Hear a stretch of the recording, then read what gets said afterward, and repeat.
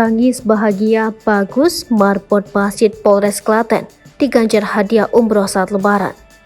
Bagus Arthur Prayoga Mukti tidak bisa menyembunyikan kegembiraannya setelah mendapat hadiah spesial dari Kapolres Klaten AKBP Eko Prasetyo Selasa 25 April 2023. Tak tanggung-tanggung marbot Masjid Al-Mukmin Polres Klaten tersebut mendapat hadiah umroh.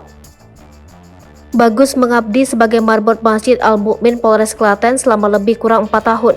Warga desa Troso, Kecamatan Karangandom, Kabupaten Klaten tersebut rajin dan amanah dalam menjalankan pengabdiannya. Dia setiap harinya membersihkan masjid, membantu kegiatan keagamaan yang ada di Polres Klaten dan menjadi muazin. Adapun hadiah umroh diserahkan langsung Eko kepada Bagus. Bagus sendiri tak menyangka momen lebaran kali ini mendapat hadiah tak terlupakan. Dia bisa menunaikan ibadah ke Tanah Suci. Bagus juga meneteskan air mata kegembiraan mendapat hadiah tersebut.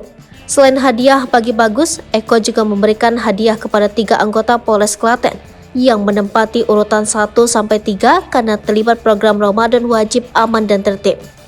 Ketiga anggota tersebut yakni Aibtu Sunarto Babin Kamtipnas Polsek Wedi mendapat hadiah penghargaan tiket umroh.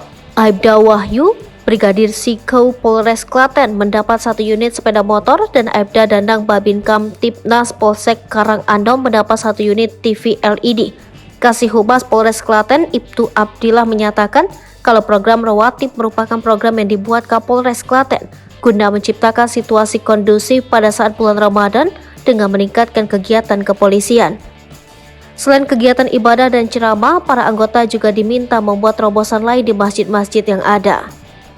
Untuk Aibtu Sunarto sendiri mendapat nilai terbaik dengan melaksanakan kegiatan santunan kepada kaum duafa, anak yatim, dan warga sakit menahun. Selain itu, ia juga mendukung kegiatan khataman Al-Quran pungkasnya.